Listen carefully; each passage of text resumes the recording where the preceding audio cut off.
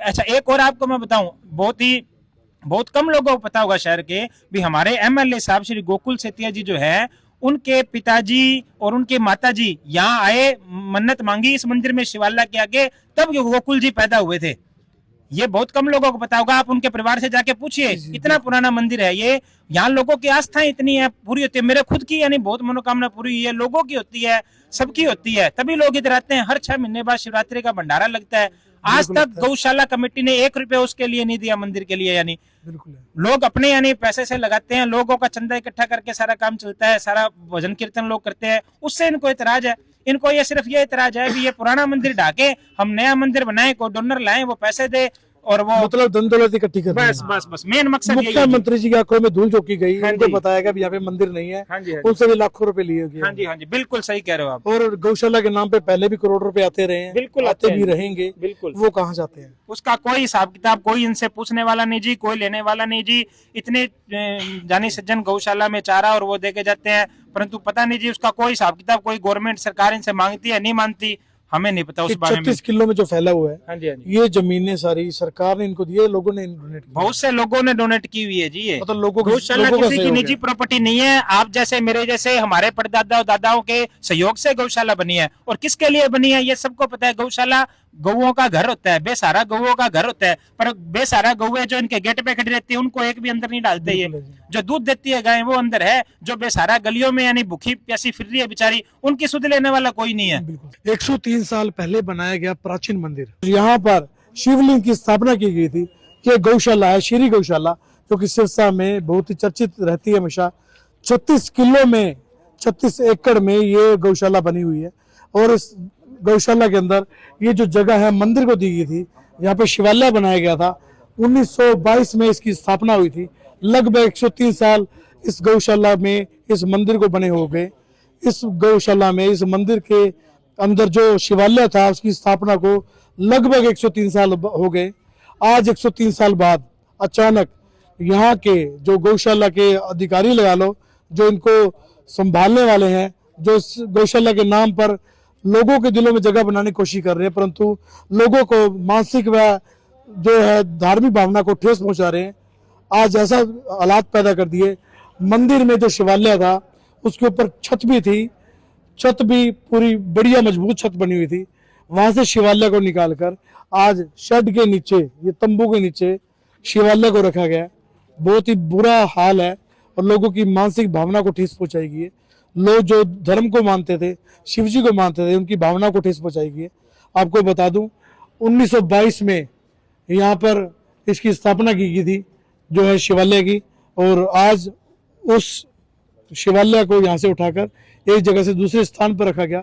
अचानक ऐसा क्यों किया गया ये जानते हैं जी। नमस्कार जी। जय श्री राम जी। अचानक ऐसी क्या उनके मन में आई भी? ये इनके मन में अपनी ईगो को सेटिस्फाइड करने का है जी, शहर में अपना नाम ऊंचा रुतबा करने का, और कुछ नहीं है। इससे कैसे रुतबा ऊंचा होगा इनका? ये मंदिर जो है जी 1922 में 103 साल पहले मेरे दादाजी ने अपनी निजी जमीन लेकर 1.5 किला मंदिर की स्थापना की हुई है। अच्छा, ये निजी जमीन है ये? हाँ जी, 1.5 किला। और उस जमीन पे ही मेरे दादाजी ने मंदिर बनाया था। और सबसे प्रथम तो मैं ये कहूँगा भाई, उस जमीन पर हमें कोई हक नहीं करना है।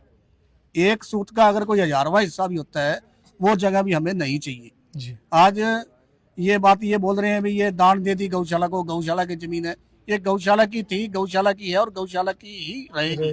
हमें बिल्कुल नहीं चाहिए। इन्होंने जो हमारा प्राचीन मंदिर, हम सुबह शाम यहाँ प्रार्थना कर रहे थे, इन्होंने यहाँ पिछले अभी संडे को आधा घंटा के अंदर यहाँ से उखाड़ कर और वहाँ आप देख रहे हो रख दिया इन्होंने। आधा घंटा के अंदर क्या इतनी बड़ी पूजा अर्चना हो जाती है?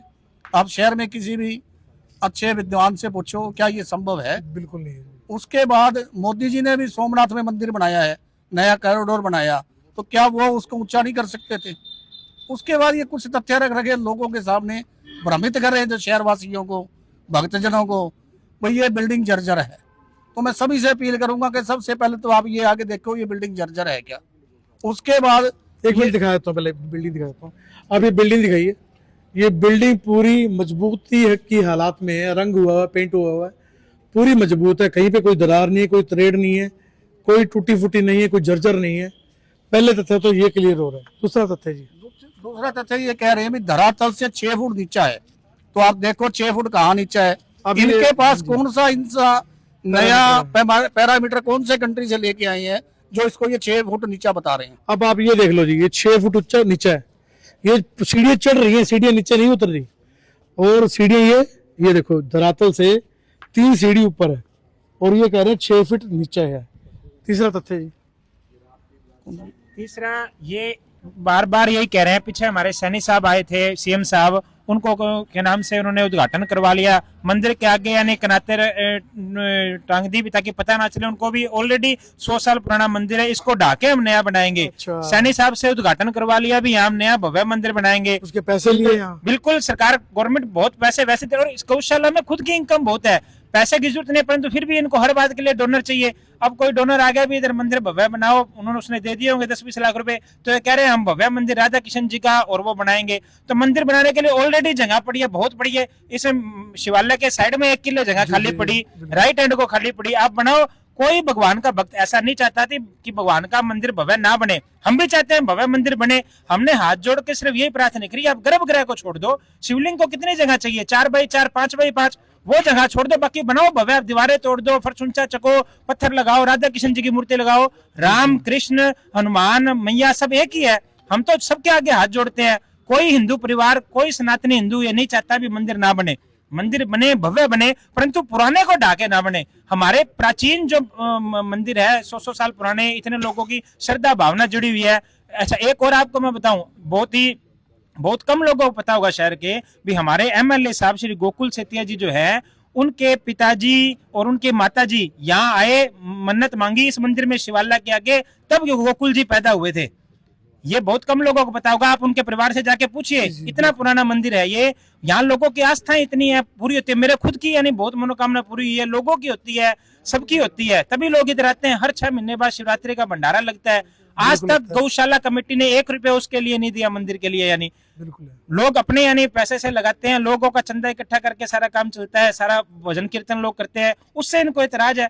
इनको ये सिर्फ ये इतराज है भी ये पुराना मंदिर ढाके हम नया मंदिर बनाए, को डोनर लाए, वो पैसे दे, और वो मतलब धन दौलत इकट्ठी कर बस मेन मकसद यही है। मुख्यमंत्री जी की आंखों में धूल झोंकी गई, हाँ उनको जी। बताया गया भी यहाँ पे मंदिर नहीं है, हाँ जी, हाँ उनसे भी लाखों रुपए लिए गए। हाँ जी, बिल्कुल सही कह रहे हो आप। और गौशाला के नाम पे पहले भी करोड़ रुपए आते रहे हैं, बिल्कुल आते आते भी हैं। रहेंगे, बिल्कुल वो कहाँ जाते हैं? उसका कोई हिसाब किताब कोई इनसे पूछने वाला नहीं जी, कोई लेने वाला नहीं जी।